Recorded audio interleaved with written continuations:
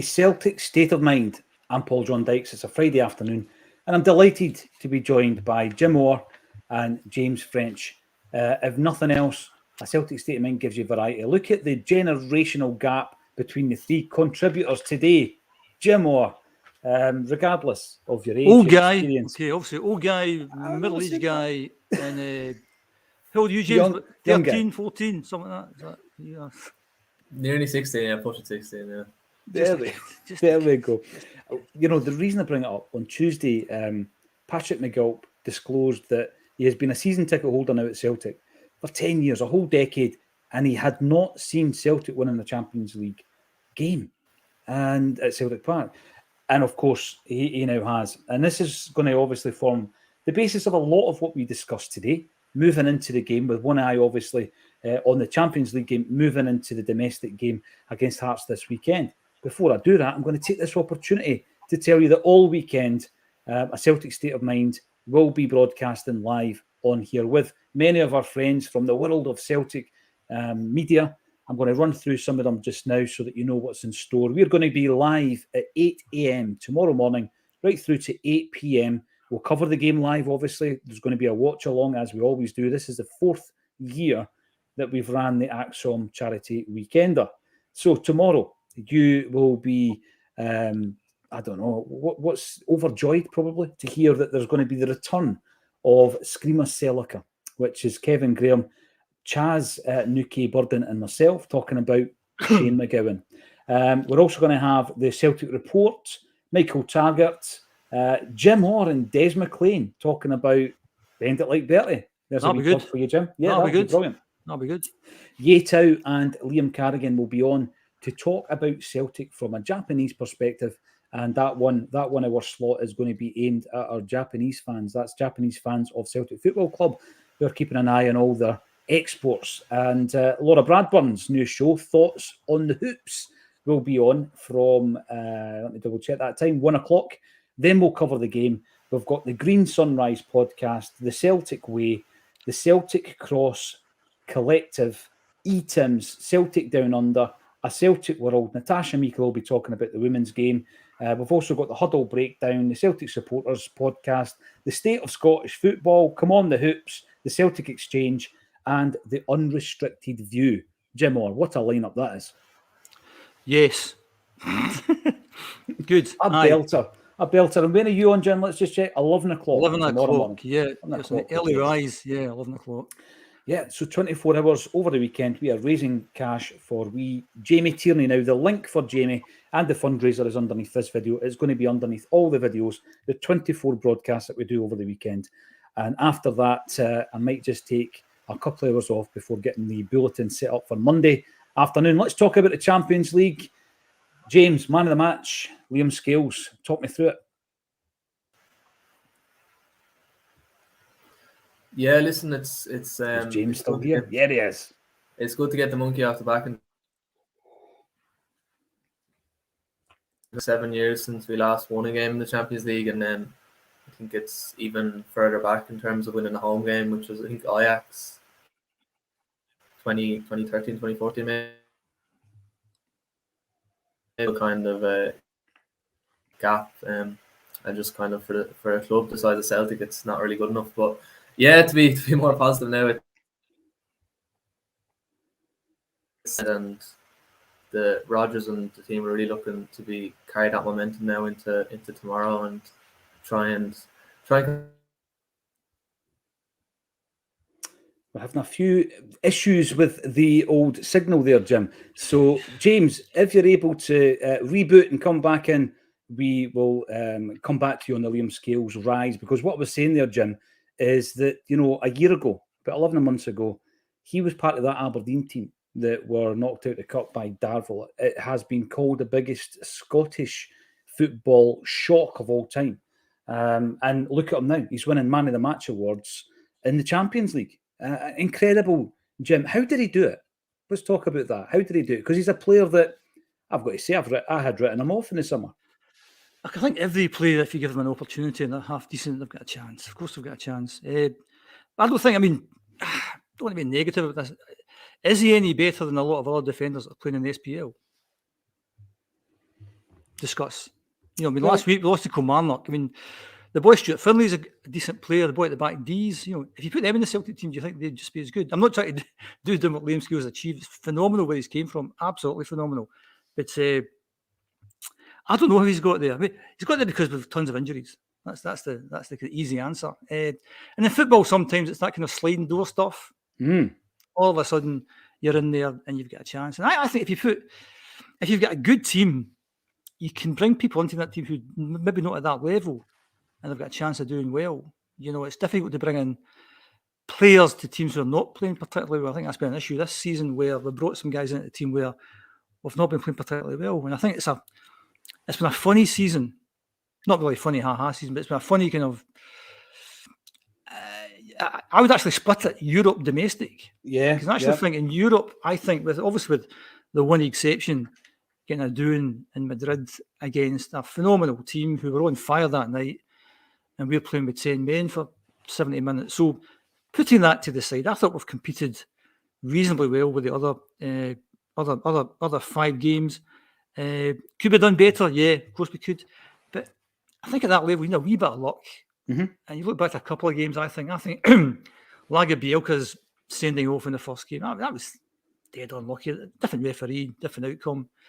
The Palma goal against Lazio, it was chalked up. Fine margins. If they're different, who knows? So, yes, it's disappointing to be out once again. I don't pay much attention to all the noise about, it's been X years since we've done this, next year. You can't blame that on the manager or the players. It's just where we are at this point in time. Good to get a win the other night. I thought it was a kind of like the Lazio game in reverse, when Lazio, I thought we were the better team and they stole it. And I thought Wednesday night, I thought they were the better team.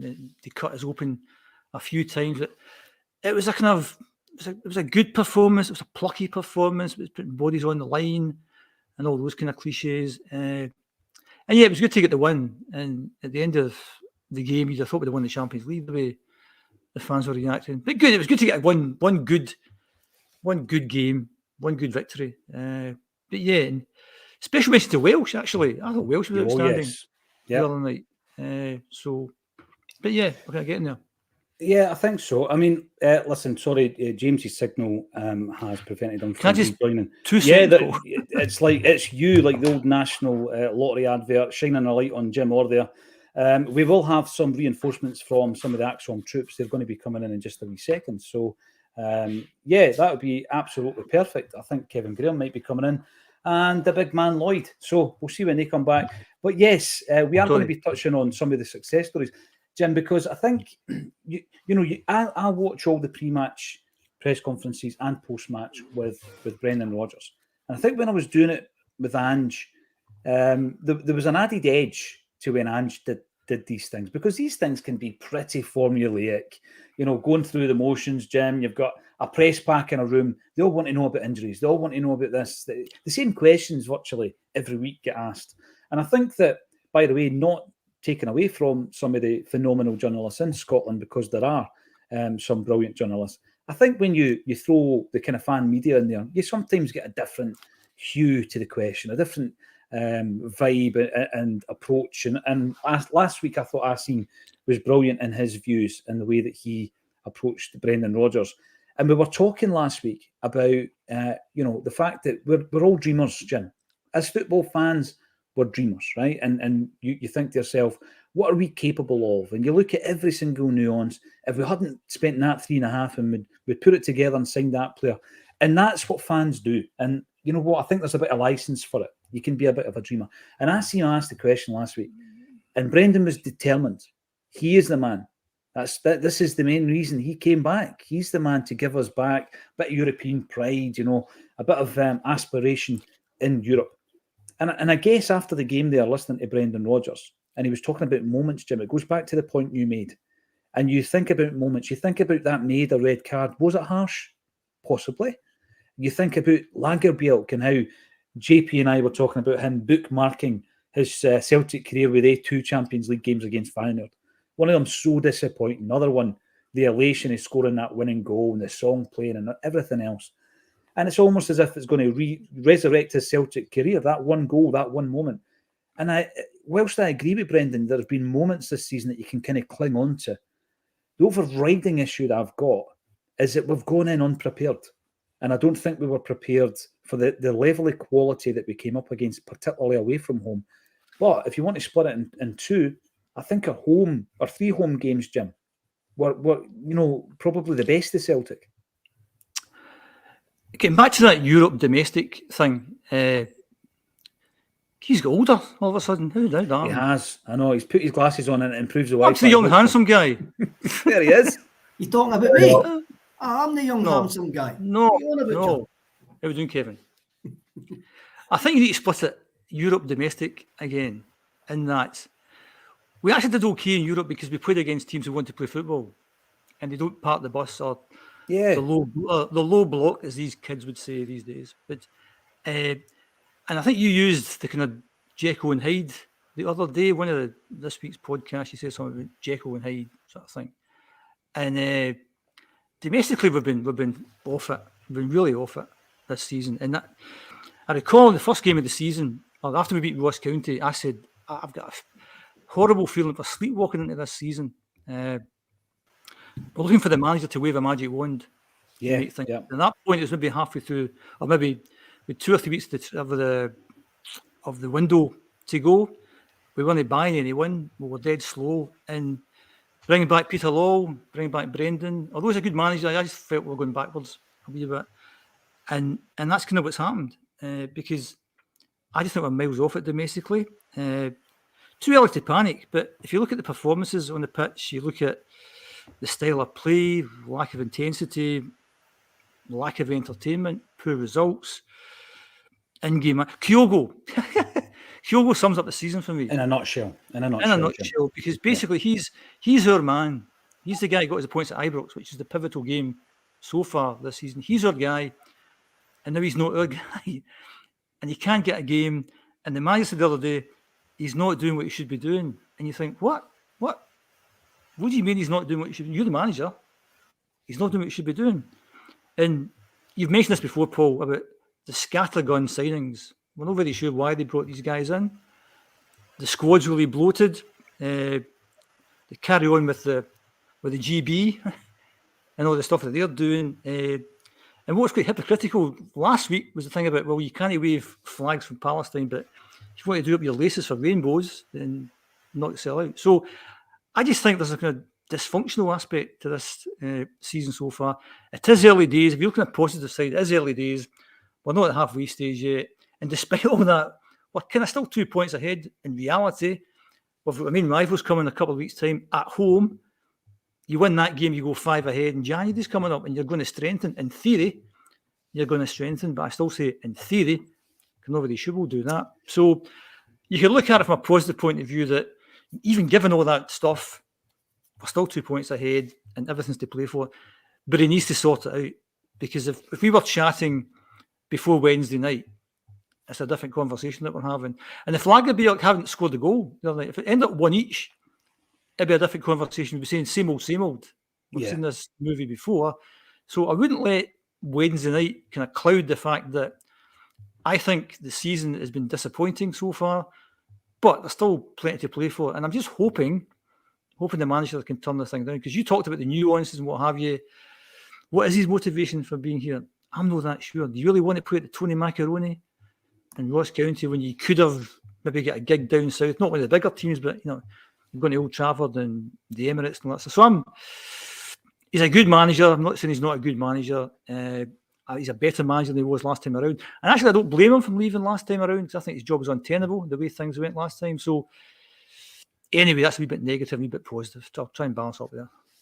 No, but sometimes, Jim, you've got to do that to try and balance it up. And at the time, Kevin Graham and I spoke about Brendan Rodgers. We spoke to our pals at the Anfield Wrap about his time at Liverpool, Kev, and we spoke about the fact that there was the brand Brendan thing, and eventually the thing tapered off, and it tapered off at both clubs. But with hindsight, which is what we're trying to do now, is look back on why it happened, and it was hard not to blame him at the time, even though we knew some of the information surrounding recruitment. Recruitment was a big issue. Brendan Rodgers never spoke about that till he came back. And when he did come back, he said it was one of the main reasons because we've actually implemented a different. He was happy with the structure.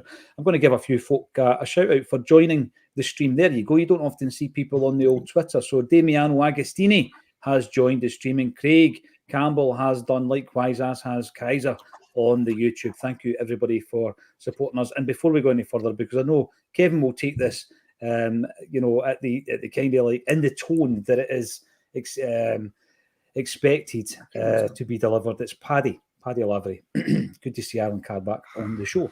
So I think we'll go to Alan Carr. Kevin Graham, that's your double ganger.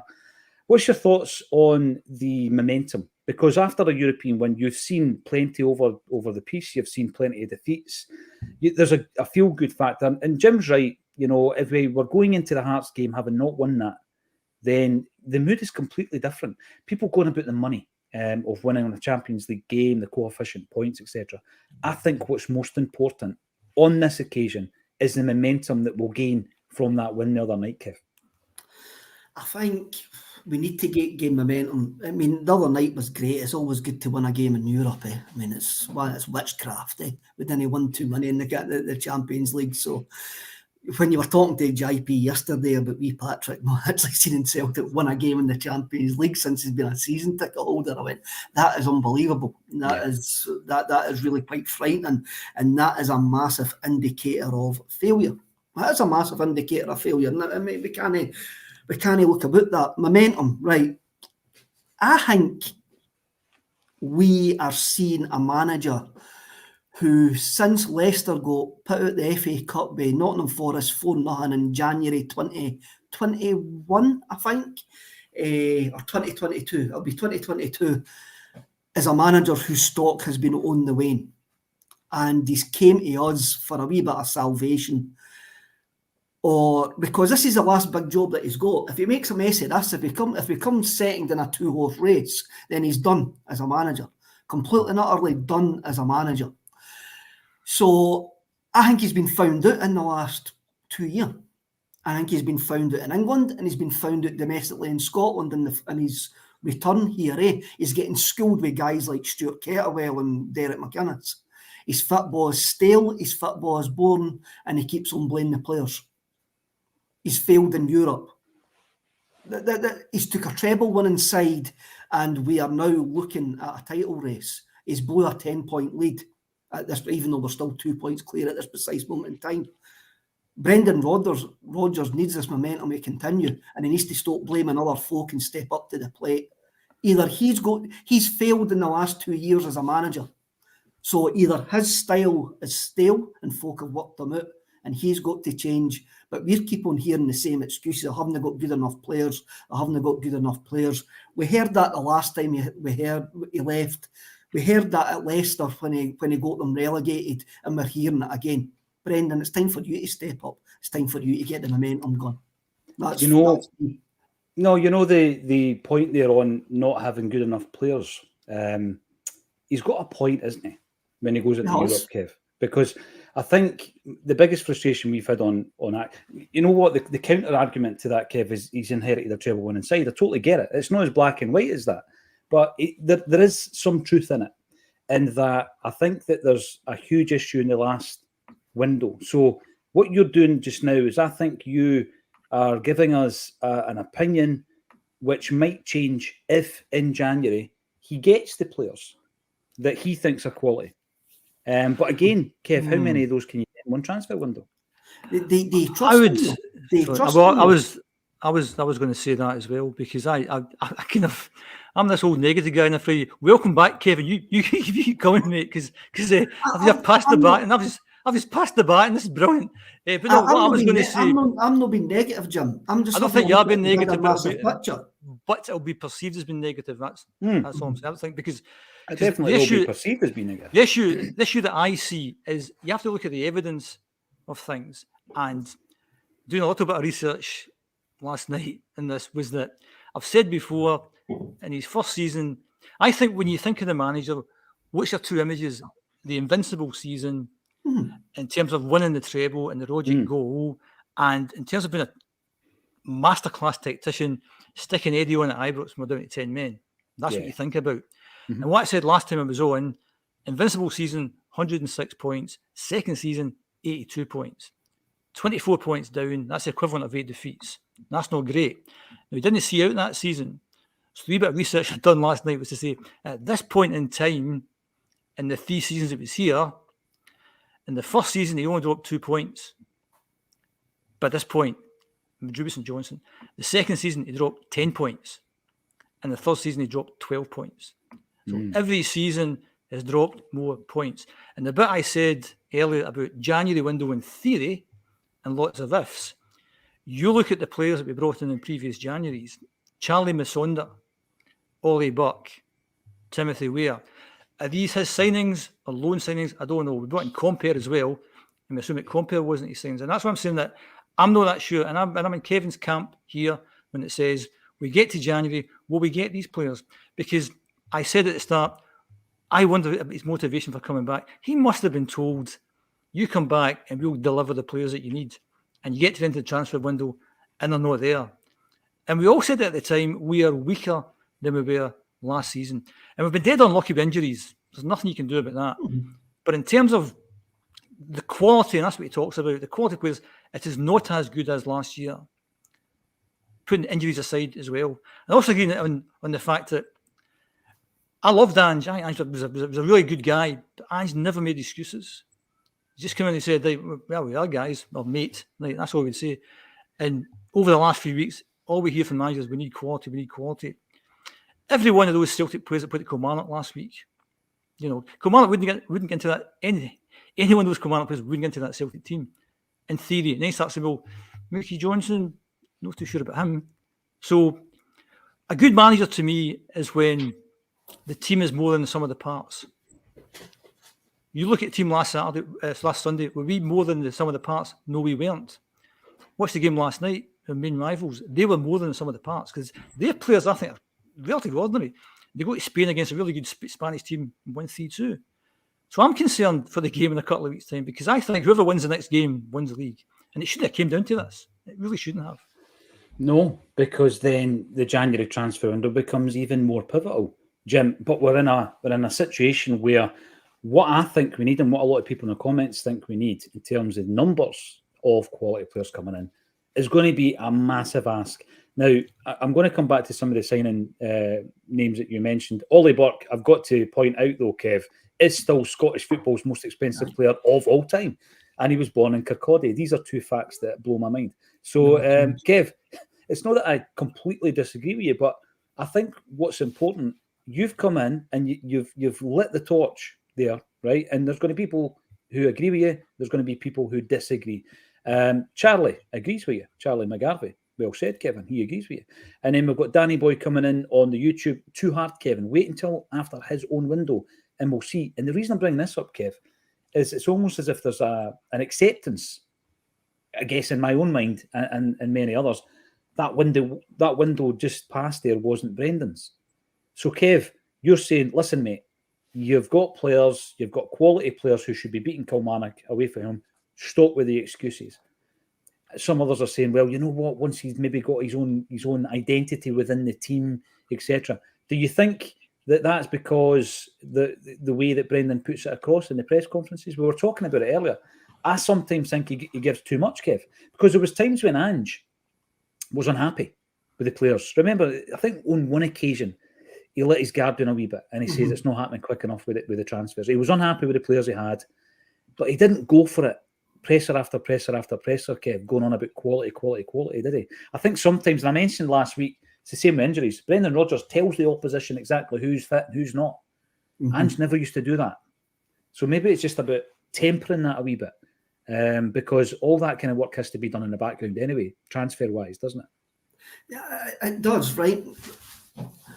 The problem that I've got, and this was always going to be the problem with Brendan coming back, is he's on a short leash, especially with myself, because I've seen him before. And I've been through his windies before. No stalking him, and I haven't been climbing. You've been through his blue bin. But I've been through his windies before. Good clarification there, that was good. Yes. Well done. For the benefit of the tape, yeah. Yes, I'll get a chap at the door with the police. That guy again, oh dear. I mean, looks a bit like Alan Carr. I've seen That's him. I've seen Charlie Masaunders, I've seen Ollie Burks, I've seen compares. Go back to Liverpool, and the Liverpool guys will go like that. That was his downfall, was buying players. And I didn't hold. What was it? Toljan was that was the fullback for Borussia Dortmund, right? Dortmund. Mm-hmm. So I'm just Schwed, wasn't it? Schwed, Schwed, just remember the phrase, you had Schwed. Bio, all these guys in January. Yeah. I mean, you have a look at that, and I'm going, I'm not holding out much hope for this window based on past experience, but this window might be different because it can be, it could be, it might be. We don't actually know. But when you look at when Brendan comes back, he goes like, the recruitment's great. I love the way that we're actually doing it now. I'm a coach. I'm here to develop players. I'll develop players. I've got a great track record of developing players. Blah blah blah. He's backed himself. He backed himself at that. So then you have a look at it, right? We've got 4 points in the Champions League, which apart from Atletico was a Europa League group. Lazio and Feyenoord are not going to do nothing when now that they've moved on, now that they've qualified. That's probably the best chance we've had for years to finish second in a group. We failed. We absolutely failed. Yes, we've done good things here and there, but we failed. Celtic Park is now a morgue because the style of football we're playing is utterly dreadful to watch, and teams have worked Brendan Rodgers out. And it's up to him to actually change that. It's up to him to back himself now. And this has been a steady decline in Brendan. I'm sure his stock is still high with guys who have worked in the game. But I'm sure there's other managers whose time has maybe passed, whose stock is still high with what's in the game. I don't think he's progressed as a coach. I really don't. His style hasn't progressed. I think his style's old. And it's up to him. He really needs to hope that his decent players, that Champions League win, actually kicks the momentum on. Because his players look frightened, especially domestically. They look clueless domestically, how to break teams down. And when I get to January, I fully expect us to probably raid the academy market down in England because that's what he likes. He likes strong physical players, and that's guys that we actually need. But I think he needs to shake it up himself as a coach and what he's doing with the tactics. It's fared us pretty well, Kevin. That market has fared us pretty well now. It has, aye. But it's an expensive market. Yeah, an absolutely expensive market, which might wet the board's pants a wee bit. That you're paying quite a bit of money for. I mean, you look at the Man City reserve goalkeeper gone for £12 million. That's the market he's going to look at, I think. When you're talking about, it worries me a wee bit if indeed you're right, because to be honest, there's a bit of opinion in there, Kev, but you are stating facts in relation to how it ended at Leicester. And obviously how it started here. But I guess what I was trying to look at was the fact that we've won this game in Europe, and I felt we played with a wee bit more freedom, personally. That was my casual observer's view, football fan watching the game. I thought the shackles were off a wee bit. Maybe that's because the pressure was off to a degree, because obviously we couldn't do anything in Europe. People talk about playing for pride, but what I've said, Kev, is it's more to do with getting the momentum back so that we can continue it in the domestic games. Because I look at the team against Feyenoord the other night, and I compare that performance against Kilmarnock in the second half mainly, and it is night and day. So why are we able to sometimes do it, even domestically? Aberdeen 6-0. The last time we played Kilmarnock at home, I thought we were pretty good. Hibs at home, we were relatively good. But then on other occasions, like you say, it's languid, and the style, it's like, wading through syrup. It's slow and predictable. And it makes me wonder, well, it's the same team, the same management, and the game plan's all set out. How come we're getting two sides here of the Celtic team this season, Kev? They look overcoached. They look scared to actually pass the ball forward at times. You see them, they get into certain positions and they'll only take a risk. They'll keep the ball, but then that's Brendan's style. Possession is key. Whereas for the last 2 seasons, we were used to, we'll take a risk here and there. But when there is an opportunity to take the risk, the players either don't do it, thus keeping Kygo out the game, because they will not take that risk of the long ball at the top, or they have not got the ability to actually do it. They would rather get to the byline, stop, have a wee look and play the ball back. There is an element of two here. There is an element, but I think the players are risk averse. And last week they were completely bullied. Same as the first half in St Johnstone, they were completely bullied. Yeah. Risk aversion, Kev, that doesn't suit a player like David Turnbull, does it? Because he will try a pass that might not come off. And the third time it will, and you play in Kygo, or he'll score a goal from 25 yards. So it's all about retaining the possession. Yeah. It doesn't suit guys like that. It's a difficult situation for him, but I'm only talking about, we're now 4 months into the season. I think we've got a decent body of evidence to say that it's that's what it should be. And I'm hoping that I eat my bloody words by the end of the season. I do. I know you do. I mean, if you're asking me now, I'm going, well, there's a bigger picture here. And I've now got a body of evidence to see that everybody's got to buck up their ideas. I'm going to throw a positivity bomb in here before I come back to Jim. Someone raised the point that Angie's first season, January was massive to that, right? Mm-hmm. And January is obviously a time, and you're shopping in markets where the price could be extremely high. You've given an example there, Kev. The prices can go through the roof. And one of the big reasons why it was such a good transfer window in Angie's first season, and pivotal to us going ahead and obviously having a successful year, is he had specialist knowledge of a fairly untapped market in terms of British football. And he brought 3 players in, 2 of whom were very, very successful. And I'm kind of pinning all my hopes on that, Jim. I'm thinking to myself, Brendan Rodgers identified these guys. Fair enough. If it's the guys that we think it might be, they've two or three of them have gone elsewhere. But that level of player, even though 2 of them might come in on loan, if you bring in 3 or 4 players, that can make a huge difference, Jim. If they're specifically identified by the gaffer. But you were going to say earlier on, you're not too sure that you give him the checkbook that he's that great with it. You've used a phrase before called laser focus. Brendan's laser focus, which conjures up Superman type thing. And I'm in kind of Kevin's camp in here. I'm not so sure he's got this laser focus. What you're saying is that January will solve all the ills. He'll wave a magic wand and make it all better. After Kilmarnock last week, I've got real concerns. Real concerns because we're linked with the Aberdeen guy. Was it Majowski? Yes. Would he have made a difference last Sunday, second half? No, he wouldn't. Of course he wouldn't. Because we were just bullied. So what also happens when you get games like that is other teams watch that and think, you know what, if Kilmarnock can bully them, well, wait till they come to Tynecastle next, or wait to Easter Road, or wait to go to wherever next. Kilmarnock can beat them. If we do this, we've got a reasonable chance of beating them as well. And that's all about why it's important to build confidence and momentum. So you get into every game thinking, or the opposition think they're beat before the game starts. They're coming to Celtic Park thinking we're beat before we even start. Now teams are coming thinking, well, if we play like this, they'll play like that, and they don't have good enough players to hurt us. So if you look at our fullbacks, defensively, kind of okay. In terms of going forward, offensively, putting balls in the box, pretty hopeless. So you don't get in from there. And if you start to look at all the kind of players, what do they offer? And you start to think, actually, they're not as good as we thought they were. They're nowhere near as good as they thought they were. And the opposition have kind of a bit more confident.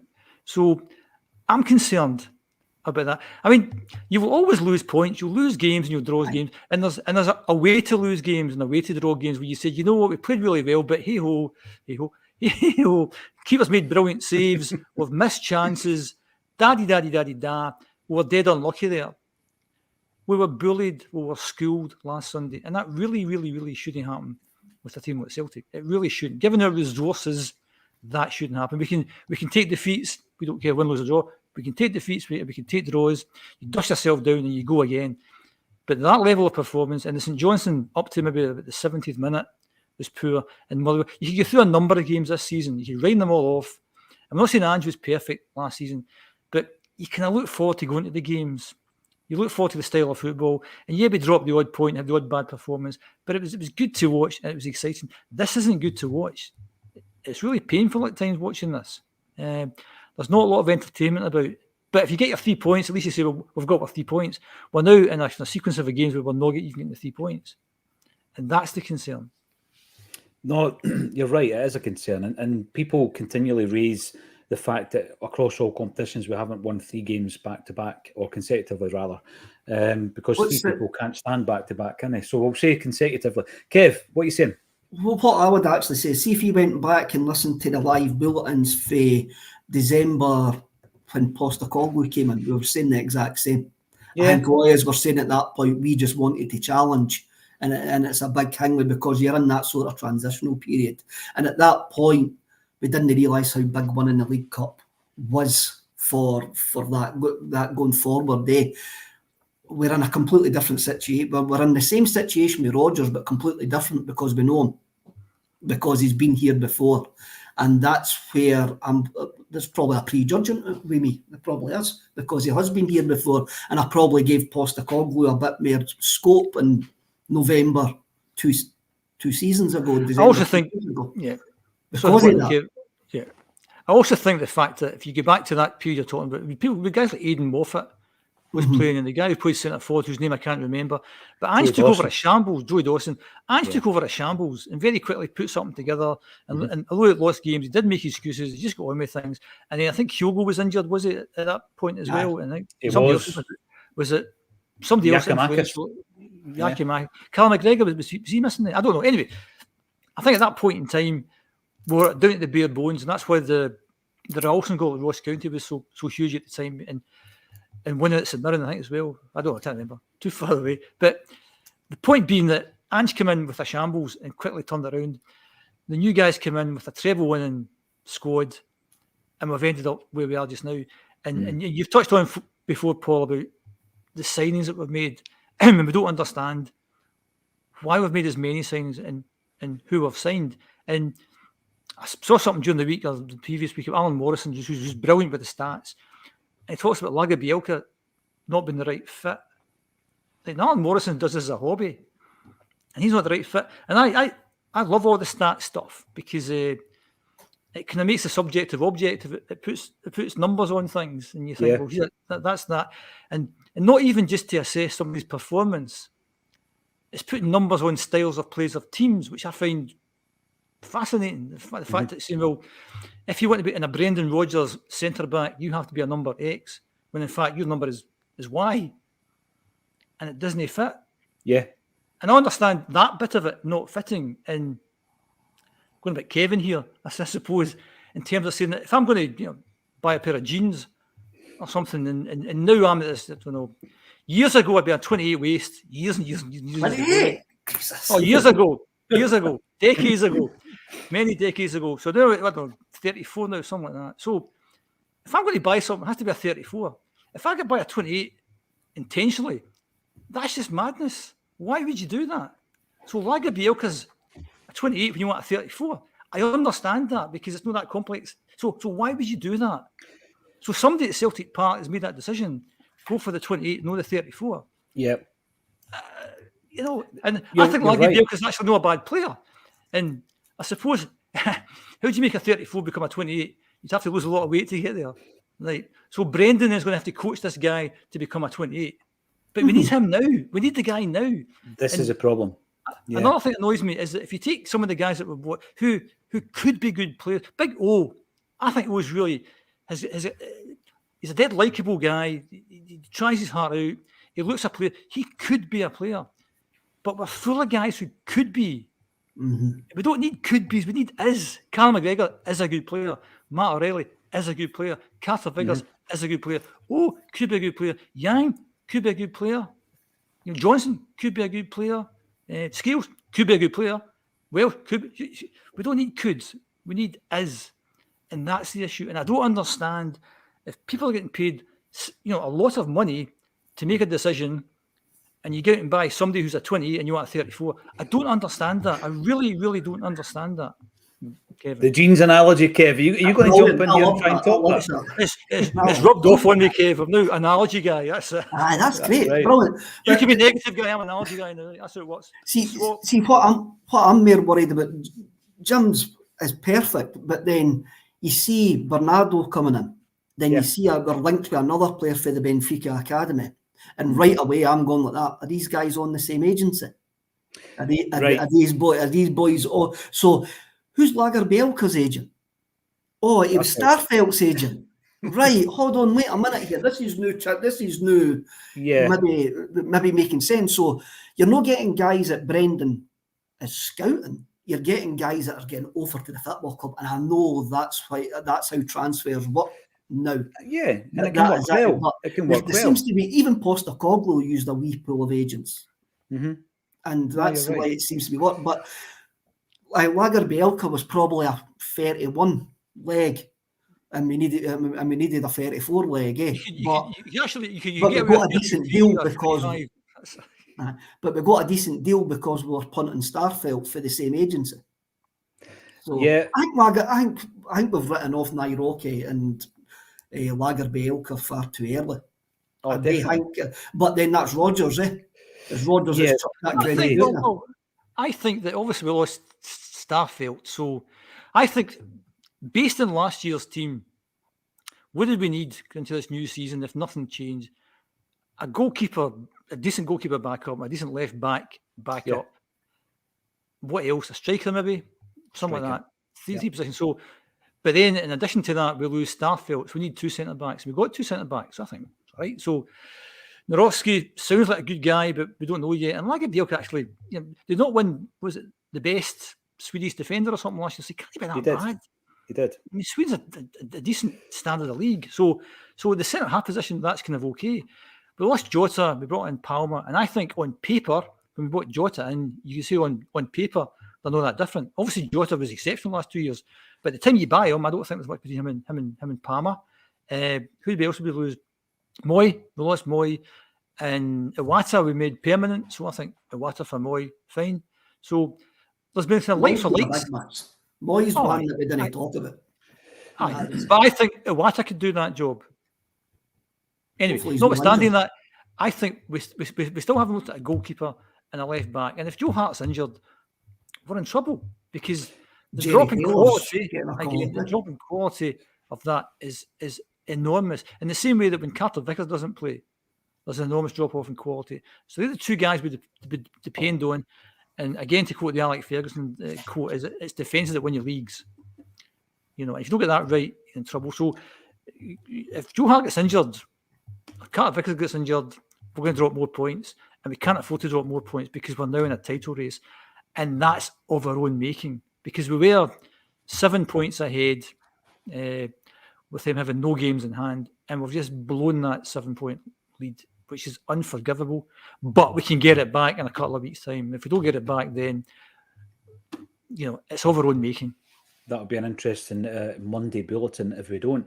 But some of the points I'm going to pick up on. The first one, talking about Lagerbielke and it being the right fit, basically. And when you look at the systems, because, you do have people like Alan, and I've said this before, Kev, Alan's contributed to Acsom for a long time. You used to have a dedicated show when we were audio only called A Celtic State of Mind. And he used to blow your mind with some of the stuff he would tell you. And then sometimes when the data tells you something you don't want to hear, you just don't believe it. And I remember the Hatate question that was posed by the Huddle Breakdown. It went viral. People weren't having it, etc.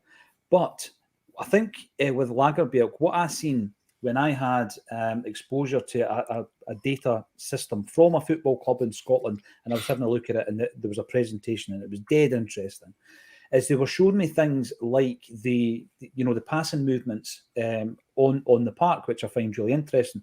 So if I continually pass to Carter Vickers, then obviously there's a relationship there. So the two Celtic centre halves have got a huge relationship with the goalkeeper when it comes to distribution, and also with the two inverted fullbacks under Ange Postecoglou. But what they didn't do very often was to break the lines or do that dink over the top that we've seen this season from McGregor and Palma and Scales. So they didn't do that. So we had a player at the club called Maritz Jens. And I remember him coming in. So let's forget data for a minute. And you're watching him scoring overhead kicks and scoring goal. And he looked a decent enough player. Played a bit of Champions League football. I'm going to ask you, Kev, I mean, as a casual observer of football, he looked all right to me. I mean, we could start picking holes in him and all the rest of it. And I remember a game against Dundee United where he continually broke the lines and went to Jota, put everybody on their back foot and started creating chances out of nothing. But it was clear that he was not to do that. He wasn't meant to do that because he stopped playing. and before you know it, he was out of the club. So he was a decent enough player, but he wasn't playing that style of football. And I think we've got the opposite with Lagerbielke, where he's a decent enough player, but he can't actually play comfortably the style of football we want to play, which involves your centre-half having speed for a kick-off, which he doesn't have, short passing ability, which Alan raised last week, which apparently he doesn't have, because you're only passing to 2 or 3 guys on the park if you're a centre-half for Celtic. And because of that, it's almost as if, right, he's the wrong fit, I'll not play him. So sometimes I think, Kev, there's an over-reliance on it, particularly when you're really backs to the wall and you need a defender to come in. Sometimes there's an over-reliance. How do you know unless you play him that he's not the perfect fit?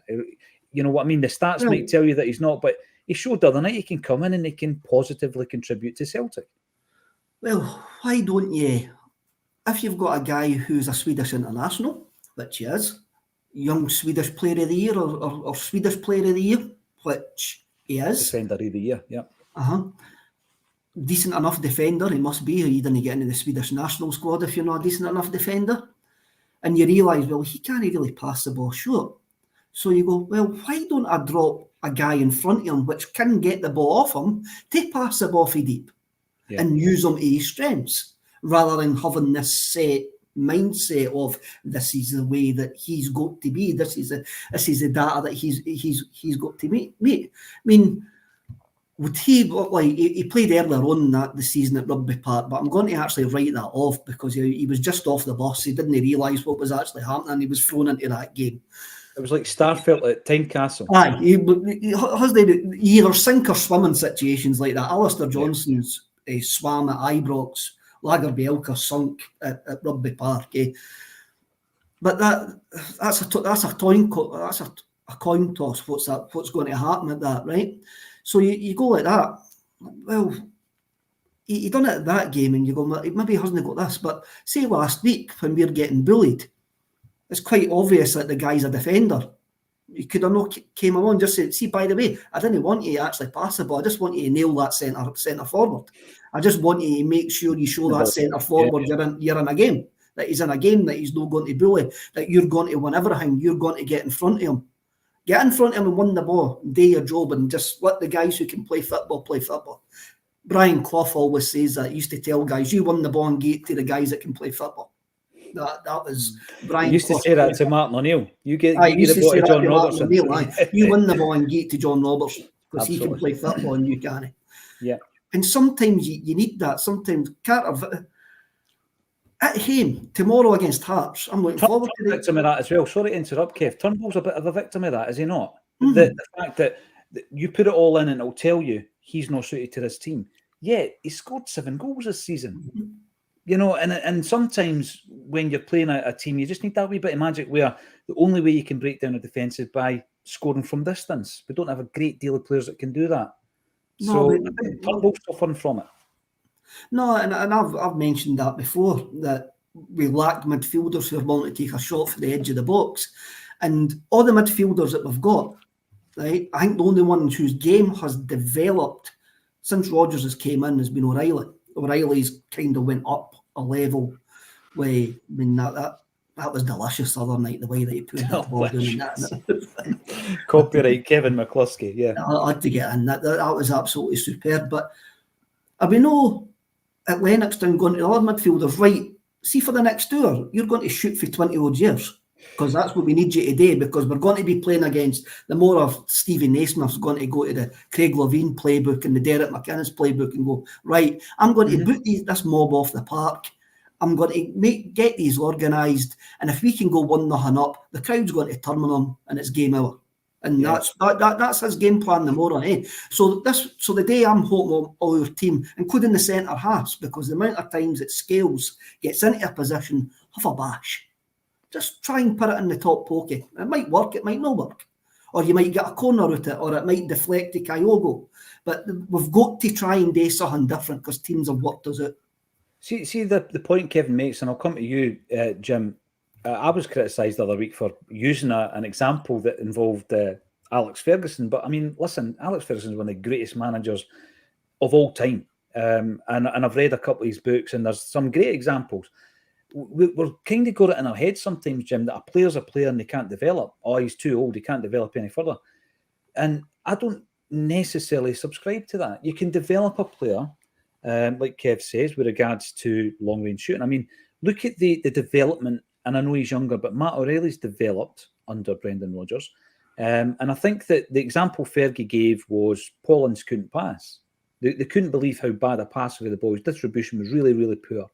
And it was when he was able to implement that into his game, as a midfielder who can't pass, that's incredible, right? And Man U spent a lot of money on you. He became the player that obviously then earned a move to Inter Milan, etc., played in top tournaments for England. So I'm not subscribing fully to the notion, Jim, that once you've got a player, that's him in his mould, and he can't be changed, he can't be improved. Of course they can. It's a real hobby horse of mine, the fact that players can't do certain things, and they can't do certain things during the game because that's what they're spending all week training for and practicing for, and they can't do it. And it infuriates me the number of poor shots at goal.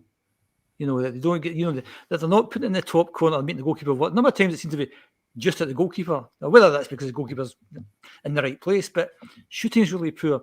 But to go back to the Lagerbielke thing, I don't understand why somebody can't do short passing. I don't understand long passing. It's easier, I know. Because there's been times, because we've been so pedestrian this season, I'm thinking I could play centre-back. If all they're going to do is pass the ball about. If they want to attack me, I'm lost. I'm completely lost. But if I'm just knocking it to Carter Vickers and he gives it back to me and I knock it to Taylor, how hard is that? And I don't understand why Lagerbielke can't do short. That makes no sense to me at all. I don't understand. We need to get you from a 34 to a 32 before we play you centre-half, though, Jim. I aspire to that. Yeah, that'll be next Tuesday. So I don't understand that. And yes, if Lagerbielke can't do short passing, he can be coached into doing short passing. Another wee kind of misnomer, if that's the right word that keeps coming up, is that Matt O'Reilly's thrived under the new manager. So you can put it down to the new manager as opposed to saying he's actually playing really well these days. Because if somebody doesn't play well, you maybe point to the manager. Like Kygo, you're saying, well, Kygo, that's the manager's fault he's not playing well. It's a combination of both. I think O'Reilly's, moved on this season, and if the style of play helps him, then great. I don't think Kyogo's went backwards. I think the style of play has harmed him, and I think it's harmed a few other people as well. We need to get a system in place that plays to Kyogo's advantage. He's the guy that's going to score 25 to 30 goals. Matt O'Reilly might score 10, 15, the way it's going just now. We need Kyogo to score the goals. And another bugbear of mine is the fact that, how often do the players actually train? How often do they practice free kicks and corners? Corner kicks against us these days, it's kind of like behind the couch stuff if you're watching at home and you shut your eyes if you're at the match type of thing. Some of the goals that we've lost this season, and that's the big fear in 2 weeks' time, is I think they'll certainly score a goal from a set piece, and we can't afford to let them get set pieces. Well, the thing you mentioned about Kygo is I absolutely agree with that because, despite all that and the off the form and going for a dry spell in front of goal, etc., he's still given us, for me, 3 of the either most important or best moments of the season. Ibrox, which Jim's already mentioned. The finish, unbelievable finish. Lazio and Atletico Madrid. The goals he's scored in the Champions League and against Rangers show me, Kev, that the player that is so lauded and held in such high esteem is still there. Absolutely still there. And I ran the show on Wednesday afternoon and I said we need to play to his strengths, basically. It's time for him to step up, but we need to play to his strengths. I think to a degree, I started obviously when I was watching the game there. Within the first 40 minutes, we had found him 6 times. We had found Kyogo 6 times, and it was various players, not just the wingers, 6 times in the first 40 minutes. So I think there has maybe been a realisation on both parties by both of them. Rodgers mentioned, I've told Kyogo what I want from him, and it's know what he's doing. So I think there has been a realisation. Moving into this weekend, we're obviously going to be talking about the game in the last 5 minutes. I'm going to bring up some of your comments, but before I do that, I mentioned the Celtic Cross Collective. Now, Kev, this is Acsom. Anything goes. It's sport, it's culture, it's the whole shebang. You've got Jim Orr at the top there, playwright. You've got Kev Graham down the bottom, poet. Not just a poet. You've pulled together some musicians and you've recorded an EP. And the EP, right, I'm going to tell you what I think it is. You correct me and then you can tell me. otherwise. The EP is kind of like a representation or a different version of what you did with your poetry book, in that it's an Henrik Larsson EP. There's 5 songs, and you do spoken word over the top of it. You've done all this very secretly in the background. Yes. Yes. What type of band is it? What was that, Paul? Sorry? What type of band is it? We're kneecap for Celtic Daz. I think that's the way. We haven't worked out which one of us is going to wear the balaclava yet, but we will eventually. I said that it was like listening to the Happy Mondays if they were all Celtic fans for Stirling. That's what I thought. It's very good. It's very good. It's very good. It is. It's brilliant. Brilliant. I love it. I absolutely love it. One track in particular, I don't know if it's the lead track, you can tell us all about it tomorrow. Really, really stands out. But tell us a wee story about there's a guitar solo, you had to get some rights cleared and all this kind of stuff. Tell us a story, Kev. Basically, what actually happened was we've got a song on it, and it's going to get premiered tomorrow or Sunday over the charity weekender. So everybody tune in for it. All 5 songs are going to get premiered over the charity weekender, and the guitar solo is basically like it's the motif of the Lonesome Boatman. So when we actually recorded it, me and my lack of musical knowledge just thought it was an Irish, like a traditional Irish rhythm. Yeah. I didn't realise that it was written by Finbar Fury in 1969. So when it was pointed out, before we can actually release this, we're going to need to go to the Furies and actually get permission to use it. So what's actually happened is basically I emailed the Finbar Fury's management team, and his wife gave me a great email back saying, as long as we credit Finbar Fury in the song as a co-writer, I'm going to get a co-writer with a guy who's got a number 1 hit. You know what I mean? That's mental. Graham and Fury. Then it'll be fine. And best of all, because we're doing it to raise funds for wee Jamie, best of all, Finbar Fury's wife passed her best wishes on to Jamie and Jamie's family. And I just thought that was superb. And it's just it's the end of a bizarre week. No, you're right, though, Kev. I mean, listen, you're a humble guy, but as Jim says, it's phenomenal. I've been listening to all 5. I've been lucky enough to be given all 5 songs to listen to because I'll need to upload them for the weekender. It is very, very good. Now, it won't be everybody's cup of tea. Music isn't, Kev. It's all about opinions with music. It's spoken words. It's a kind of, in terms of the sound of the band, there's a bit of Brian Jonestown in there. I think there's a wee bit of the Mondays in there. There's a bit of Marquis Smith in your delivery. That's the kind of vibe. But I wouldn't expect any different from you, Kev, because that's musical influences that you have that I know that you've had over the years. So what we're going to do, the band are called the Celtic Cross Collective. Kevin and I, and members of the band, hopefully. And the 2 members of the band are Andrew Raff and Jazzy, who is Paul's brother, playing the drums, and Andrew Raff plays Andrew Rafferty plays the bass and the guitar. They 2 are the talented ones. I just turned up, done my bit. It's all your vision. It's all your vision, though, Kev, right? My brother is the one in the family with musical talent, absolutely. But he plays the drums. And you're going to be talking about it. The band are called the Celtic Cross Collective. The EP will be released, Kev, because obviously we know how to do that kind of stuff. We did it with The Glory and the Dream. They still have things called EPs, says he button. Is that still a thing? I don't know. We're kind of old school, so I couldn't even tell you if anybody releases EPs these days. I think they do. I think Brooke Combe released one this year. Brooke Combe released an EP this year, yeah. So, no, by the way, I love it. It's different. It's proper Kevin Graham, and I'm really looking forward. No bad words in it. It's bad words. That's what's proper Kevin Graham. There's a wee bit of swearing in it, but you know what? Wee bit of swearing. That's it. There is, but it's worthwhile. Johnny Rotten in there. That's it. There's a bit of Johnny Rotten. It's worthwhile. So you're going Kevin to be taking over. Brilliant. Kevin Rotten. And you've got a co-write with Finbar Fury. It's amazing what can happen in the world of Acsom. I'm looking forward to premiering it over the weekend. I'm going to bring in some comments before we wrap up for today. George, you were coming in pretty early actually on the YouTube. Acsom has their centre midfielders on today. All right, hula hoops. He must be talking about Kevin Graham and me because Jim's playing centre half with his number 34s.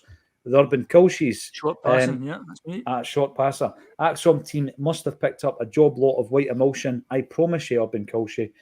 I'm going to have a feature wall. That's a 2024 must-have item. And Craig A., when you look at defenders we've had, Van Dijk, Mjällby, Denier, Stubbs, Bobo, Tierney, can we get or afford guys like that? Well, you look at the list you've listed there, Craig. Obviously, we brought Kieran Tierney through. Could we get him back? He's one of the very few players Brendan Rodgers actually named in a press conference when he was talking. I don't think so. I think that the wages, albeit Nat Phillips was on big wages at Celtic, even when on loan, these guys are commanding big wages. But most of the other guys, Stubbsy, we couldn't buy a player like Stubbs now, Kev. We fought off interest from Arsenal to buy Alan Stubbs. And it was big money at the time, and Arsenal were after him. And I remember there was a double-page spread in one of the papers going on about this guy. I think it was, who was it that was talking about him? Somebody that played, it was John McGinley, played alongside him at Bolton. He did an interview. I remember he got into the Scotland squad quite late in his career. And he was talking, he said, Alan Stubbs will captain England. Never happened, obviously, but he was a big player at the time. Denier, absolutely, comes through the Man City youth system that Kev was talking about earlier. Mjällby, what type of a signing was Mjällby? Came from Swedish football. We're working in that market. We could sign a Mjällby. And by the way, he only looked the player that he became after O'Neill moved up to centre-half. And Van Dijk, again, what, £2.5 million, Kev? Groningen and Dutch football. There's a lot of English clubs probably kicking themselves that they didn't get in first. But quite a few of the players I think we definitely could still attain, absolutely. Franny Weldon for Murray, folk were slating Welsh, which I don't get at all. Certainly, Kev, Jim brought it up. You can't slate him for his performance on Wednesday, surely. No, you can't. You can't slate Liam Scales for his performances this season. You can maybe have a question about long term, but you can't question short term. If Stephen Welsh is fit for tomorrow, which I think he might struggle because he's time out and the length of time out and picking up that injury, so he might not get a game tomorrow. You might see CCV back. But if he was finished that game the other night there and him and Scales with a centre-half partnership tomorrow, you might go, that shows you where we are. But you go, well, both of them deserved it because of the way that they played on the Wednesday night. And that's where we are. And as long as we play with a tempo, the more a bit of inventiveness and get Kygo in the game, we should win it, no problem. And that's what I'm looking for. That's what I'm looking forward to tomorrow. The point you made earlier, Paul, about the 3 goals that Kygo scored, they were all against teams who came out to play. They were in the part of the bus. And that's why we need to find a way to get around these teams who are part of the bus. And to touch on Welsh there, the astonishing thing about Welsh, after being out for so long injured, coming back to a Champions League and playing so well. I know. He was fantastic the other night. He could be a good player. It's back to the could be's as opposed to he's not at that level yet, but he was astonishingly good the other night. Astonishingly good. I've always been impressed with his composure. I remember as a young boy, he was talking Luxalt through a game in Europe. And you're looking at Luxalt thinking that this is a guy who has got international pedigree. We've got him on loan for AC Milan, and Stephen Welsh was talking him through his positioning. And I've always felt he's a composed player. And a wee bit like Scales. Yeah. I also think if you put alongside Carter Vickers for 20 games, I think you might have a player there. You see the best of him. The team. That's the other thing about bringing on Kygo last week, and he's kind of lost his mojo a wee bit. And that shows how difficult it is just to come on as a sub with maybe 20, 30 minutes to go. Because you look at people like who've came on as subs and you think, well, they should do more. It's really difficult. And even somebody who's good as Kygo, it's really difficult. Anyways, no, you're right. You're absolutely right. We will be live at 8 o'clock tomorrow morning. Loads and loads to look forward to. Kevin's going to be on a couple of times. You're going to join us with the Scream of Celica, which was the music show that we dip in and out of, Kev, with Chaz Nuki Burden. It's going to be a tribute to Shane McGowan. Loads to look forward to, and hopefully we can raise a right good few quid for the wee fella as well. Thank you all for getting involved. Enjoy the rest of your Friday night. Thank you to Jim Orr and Kevin Graham, and also James French, who tried his best to get involved, for joining me on A Celtic State of Mind. See you later.